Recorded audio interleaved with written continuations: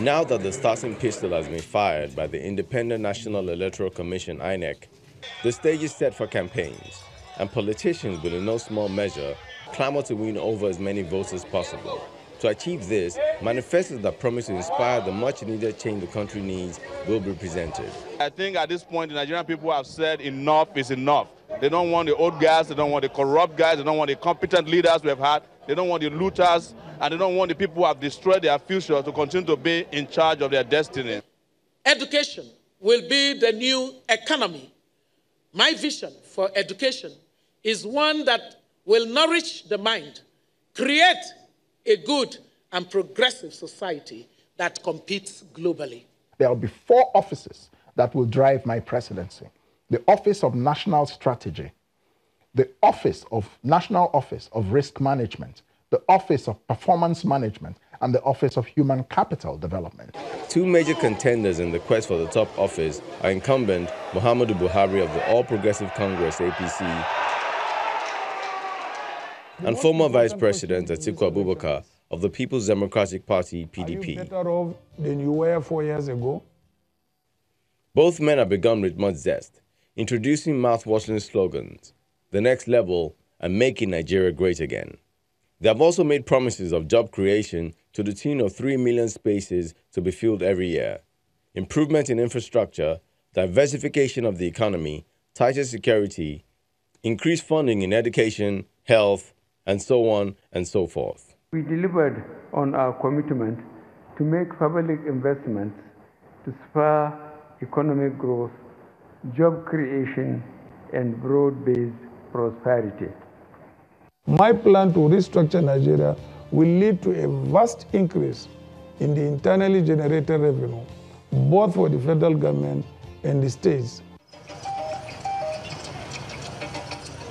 But what does Nigeria really need? A leader that can face squarely issues that have in recent times become too glaring to ignore.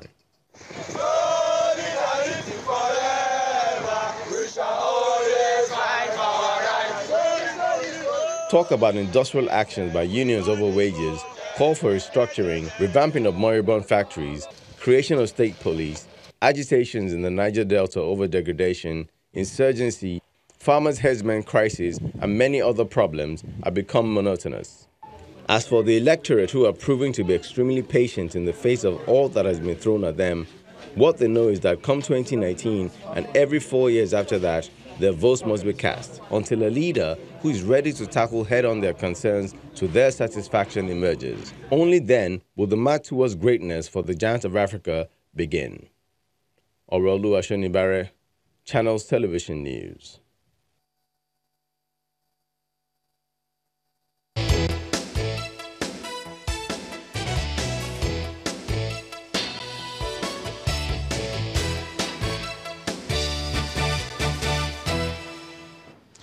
And that's where we are kicking off from.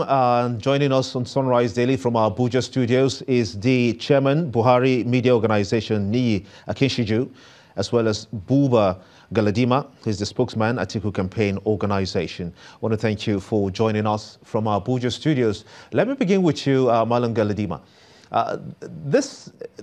It turns out that the PDP will be starting its campaign in Sokoto today, we are told. But some other issues have brewed up to this moment, and one that has to do with an alleged vote buying in many instances. What comes to mind for you building up to the elections? And now that the campaigns are in full force, full swing, what are your thoughts on vote buying? Well, let me say that you press men are used to putting the horse before the cart. The issue is not about vote buying. The issue is not about sycophancy. The issue is not about economy. The issue is not even about security. The actual issue is, can the votes of Nigerians count? Unless we get to this level, and I have spent quite part of my life, especially from 2003 to date, fighting for the actualization of the votes of the people. It is when the votes of the people count that we would be able to source for and enthrone a leader that we feel is capable to run the economy, to secure the Nigerian state, and do all the other ancillary issues that we need. For now, the greatest problem before us is the issue of going into contest in 2019, blindfolded, because we have no rules. It is going to be a jungle justice because the president is not likely to sign the Electoral Act come tomorrow, Tuesday, the 4th of December, when it could have lapsed for him to do so. Unless we Nigerians, the civil society organizations, the political parties, the international community, put pressure on this government to sign, or Mr. President, to sign the Electoral Act, then Nigeria is likely to be thrown into chaos, into confusion, because there would be no rules governing the electoral process in 2019. This is the danger facing us as Nigerians. All men of goodwill, all women of goodwill must stand up. Where are the civil society organizations? Where are the international communities, friends of Nigeria? Where are these people that call themselves big men? Can anybody lend a voice to persuade the president to sign this electoral law? We are going into an archaic law. Let me interject here, if you will, and get the views of Mr. Akinsiju. Mr. Akinsiju, he has said that the president is very likely not going to sign the Electoral Amendment Bill. What are your thoughts on that? Thank you. Seriously, it's not my business to second-guess the president. The president is in the office of the chief executive officer of the Nigerian state, and he determines and decides what he wants to do per time. I don't read minds, and I don't think it is in the field or within the capacity of anybody to conjecture what the president will do tomorrow. But going beyond that, the truth of the matter is 4 times the electoral bill had been forwarded by the National Assembly to the president.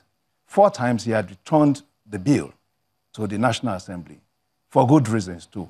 4 times the bills had been amended, along and in alignment with some of the observations by the president. So as far as I'm concerned, the president had been justified the times he had returned the bill, to the National Assembly. He had been justified by the additions and the removals, by the National Assembly. Now, what that tells us is that we have a president that is very patient and is, it picks his time.